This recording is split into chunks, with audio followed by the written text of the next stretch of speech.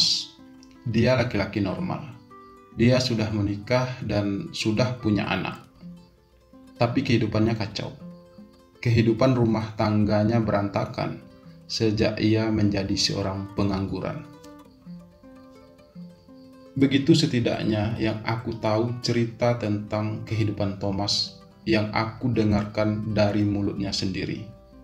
Thomas yang menceritakan semua itu padaku. Lalu bagaimana ceritanya hingga aku bisa bertemu Thomas? Dan seperti apa pula perjuanganku untuk meluluhkan hatinya?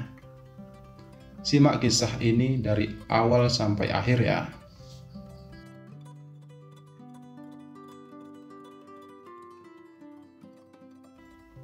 Namaku Edi. Saat ini aku sudah berusia 28 tahun lebih. Aku seorang perantau dan memiliki sebuah usaha toko elektronik yang aku kelola sendiri. Sebenarnya kedua orang tuaku adalah guru dan mereka juga ingin aku menjadi seorang guru. Tapi aku dengan tegas menolaknya karena aku lebih suka jadi pengusaha. Aku anak kedua dari 3 bersaudara. Kakakku laki-laki dan sekarang sudah menjadi seorang guru mengikuti jejak kedua orang tuaku. Sementara adik bungsuku perempuan sekarang sedang kuliah S2 di luar negeri. Setamat kuliah, aku memilih untuk merantau dan mulai merintis usahaku dari nol. Aku pernah bekerja di sebuah toko elektronik yang cukup besar di kota ini untuk sekedar bertahan hidup dan juga untuk mengumpulkan modal agar aku bisa membangun usahaku sendiri. 4 tahun bekerja di toko elektronik tersebut, aku akhirnya berhasil mengumpulkan sedikit uang untuk mulai membuka usahaku sendiri. Aku sudah belajar banyak dan mengenal beberapa orang pelanggan selama aku bekerja di toko tersebut. Tidak mudah memang membangun usaha dari nol, apalagi dengan modal yang hanya pas-pasan. Tapi aku tidak pernah menyerah. Aku berusaha sekuat tenaga dan melakukan berbagai cara agar usahaku bisa berkembang. Bahkan aku juga harus meminjam uang ke pihak bank untuk menambah modal. Pelan namun pasti, usahaku pun mulai membuahkan hasil. Aku juga sudah punya banyak pelanggan. Tapi aku masih bekerja sendiri. Aku belum berani untuk mempekerjakan orang lain di tokoku yang masih terbilang cukup kecil. Tapi yang pasti, untuk saat ini, penghasilanku sudah lebih dari cukup. Cukup untuk membayar angsuran bank, cukup untuk membayar sewa ruko, dan juga cukup untuk kebutuhanku sehari-hari.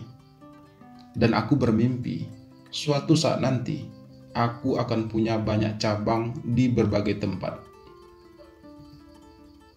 Namun apapun itu, aku memang harus tetap berjuang.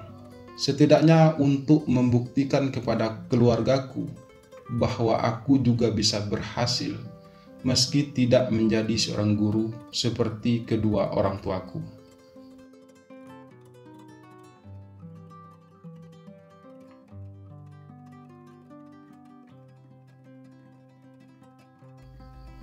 Karena masih lajang, aku juga sekalian tinggal di ruko tersebut sendirian. Selain agar lebih hemat, aku juga lebih mudah untuk membuka dan menutup toko setiap harinya. Dan begitulah kehidupan yang aku jalani hingga saat ini. Kehidupan yang sebagian besarnya memang aku impikan sejak lama. Hingga pada suatu hari, aku melihat seorang laki-laki gelandangan sedang memungut makanan sisa di sebuah tempat sampah yang berada di pinggiran jalan di depan tokoku. Di samping kanan toko elektronikku memang terdapat sebuah restoran yang cukup besar. Biasanya para pekerja di restoran itu memang membuang makanan sisa di tempat sampah di pinggir jalan tersebut. Aku juga tidak tahu mengapa mereka melakukan hal itu. Lebih tepatnya, aku tidak peduli. Tapi melihat laki-laki yang sedang memakan makanan sisa tersebut, entah mengapa aku merasa iba. Aku membayangkan bagaimana jika aku yang mengalami hal tersebut. Laki-laki gelandangan tersebut terlihat masih cukup muda, meskipun penampilannya sangat berantakan, dekil dan kumuh. Tapi kemudian aku coba mengabaikan hal tersebut. Mungkin saja laki-laki itu seseorang yang sudah tidak waras, pikirku. Namun keesokan paginya, aku masih melihat pemandangan yang sama. Laki-laki gelandangan itu masih melakukan hal yang sama, memungut makanan sisa yang ada di dalam tong sampah besar itu. Kali itu aku masih coba mengabaikannya, meskipun hatiku cukup terenyuh melihat hal tersebut. Seberapa pahitkah perjalanan yang telah laki-laki itu tempuh selama ini? Batinku bertanya. Dan hal itu terus terjadi selama hampir seminggu. Laki-laki itu setiap hari selalu memungut makanan sisa di tong sampah tersebut, lalu memakannya sambil berdiri. Aku semakin tak tega melihatnya, tapi aku juga tidak berani untuk mendekat. Hingga tibalah hari ketujuh, di mana hari itu adalah hari Jumat, dan seperti biasa, restoran di samping tokoku tersebut tutup setiap Jumatnya. Laki-laki gelandangan itu masih datang seperti biasa, tapi ia terlihat kecewa ketika mengetahui kalau restoran tersebut tutup. Dia masih mencoba mengais-ngais tempat sampah tersebut, tapi ia tidak menemukan apa-apa, kecuali hanya sampah-sampah plastik yang tidak bisa ia makan. Lalu kemudian laki-laki itu berjalan lesuh meninggalkan tong sampah tersebut, sambil ia memegangi perutnya. Ia melangkah pelan menuju ke depan restoran yang tutup tersebut. Aku melihat laki-laki itu tersandar ke dinding dengan masih memegang perutnya. Ia pasti sangat kelaparan, batinku iba. Aku pun akhirnya berinisiatif untuk memberinya makanan. Kebetulan aku masih punya stok roti di lemari makananku. Aku segera mengambil roti dan sebotol air mineral dan mulai melangkah mendekati laki-laki tadi. Jujur, aku merasa sangat takut. Aku takut laki-laki itu akan tersinggung dengan tindakanku.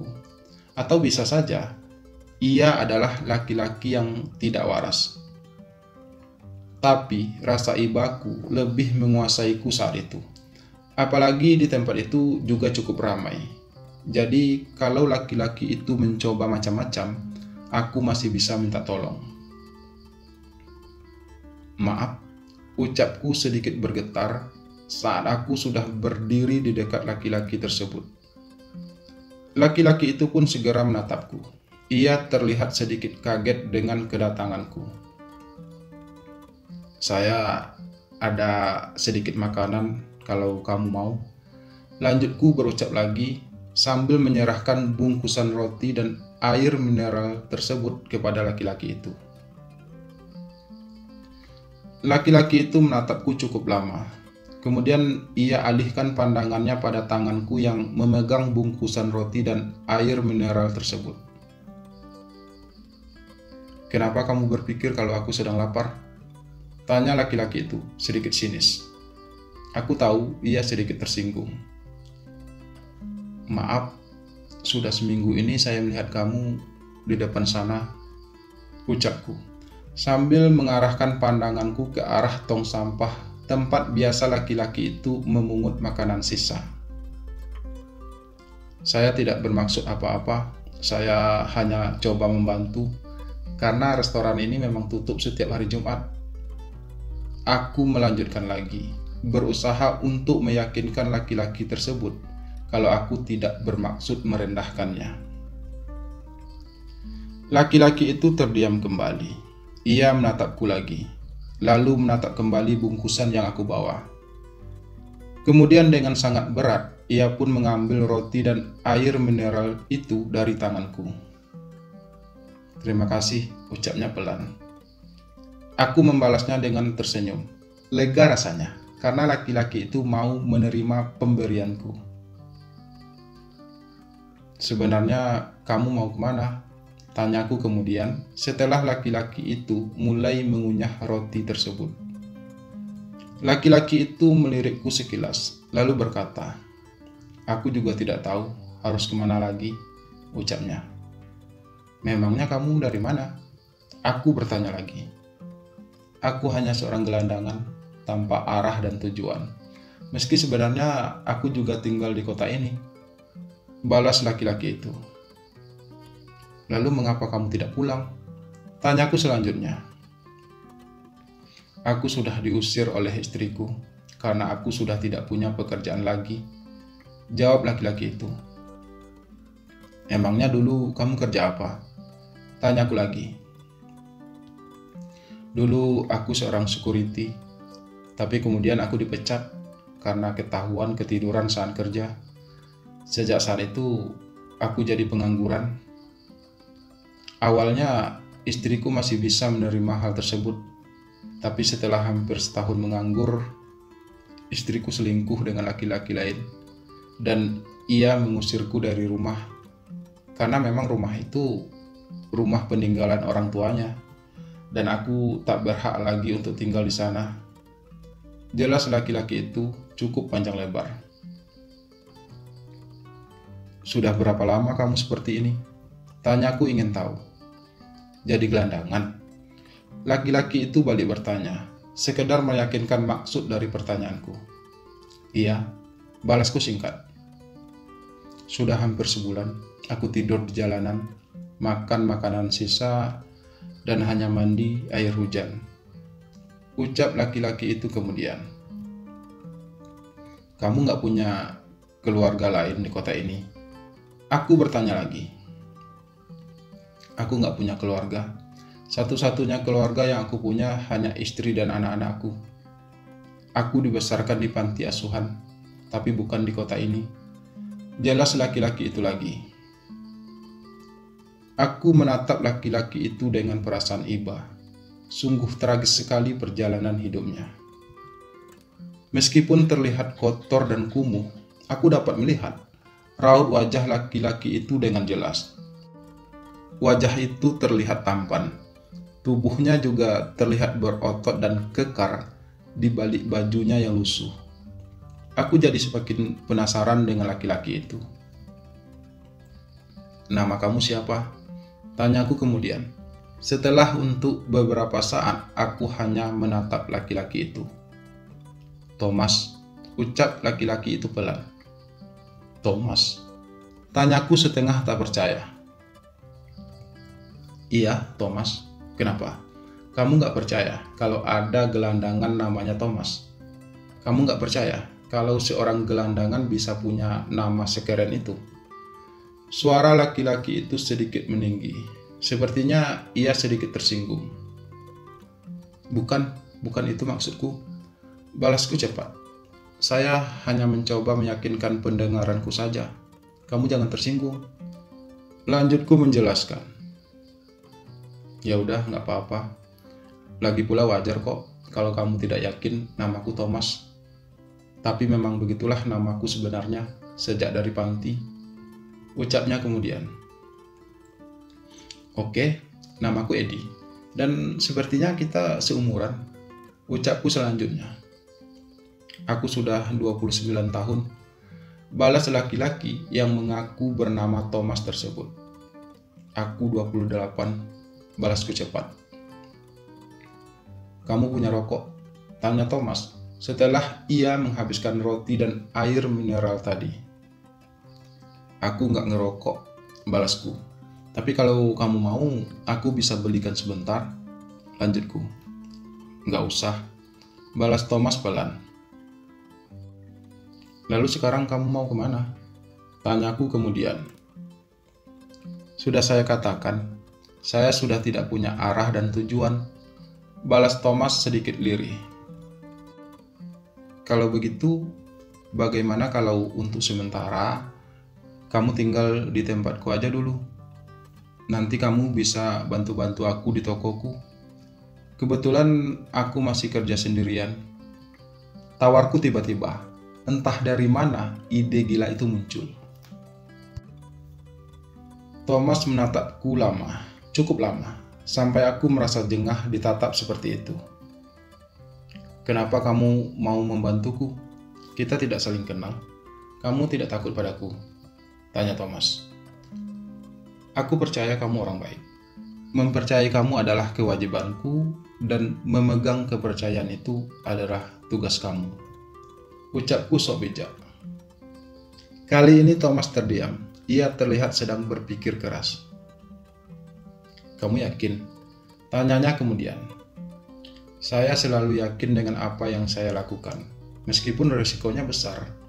Dan saya berharap kamu benar-benar bisa saya percaya. Ucapku menjawab. Oke, saya akan terima tawaran kamu. Dan saya berharap kamu benar-benar tulus membantuku, tanpa ada maksud lain di dalamnya. Balas Thomas cukup tegas. Dan kalimat itu cukup membuat aku merasa sedikit bersalah. Karena jujur saja, memang sempat terlintas di pikiranku untuk memanfaatkan Thomas. Karena aku yakin secara fisik, Thomas pasti sangat menarik jika ia tidak sedekil dan sekumuh saat ini.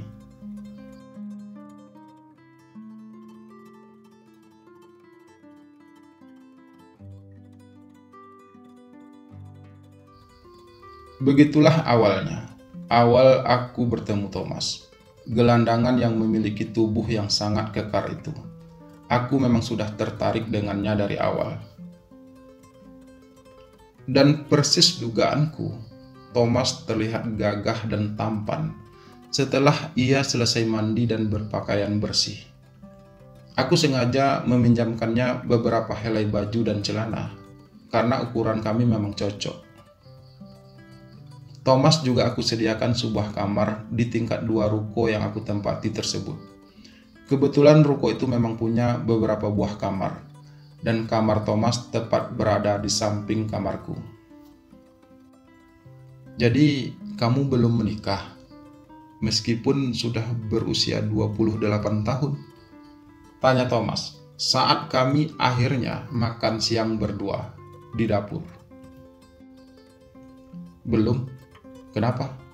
Aneh ya, kalau laki-laki sudah berusia 28 tahun, tapi belum menikah. Balasku balik bertanya. Ya, nggak aneh sih, tapi bukankah kehidupan kamu sudah cukup mapan? Lalu hal apa yang membuat kamu belum ingin menikah? Tanya Thomas lagi. Masih banyak yang ingin saya kejar dalam hidup ini. Dan menikah tidak selalu menjadi prioritas dalam hidup saya. Jawabku diplomatis. Lalu kamu sendiri, menikah di usia berapa dulu? Lanjutku cepat, mencoba mengalihkan pembicaraan. Saya menikah pada usia 24 tahun waktu itu. Saya punya seorang anak laki-laki. Tapi sekarang, saya telah kehilangan semuanya. Balas Thomas sedikit lirih. Yang penting kamu tidak kehilangan dirimu sendiri, Tom. Ucapku mencoba terdengar akrab. Ya, semoga saja. Balas Thomas singkat, sambil ia mulai menyuap nasinya. Dan untuk selanjutnya, kami pun membicarakan banyak hal. Thomas terdengar cukup terpelajar. Wawasannya cukup luas. Dan ia sepertinya termasuk tipe orang yang suka belak-belakan dan apa adanya. Dan hal itu cukup membuatku mulai mengaguminya.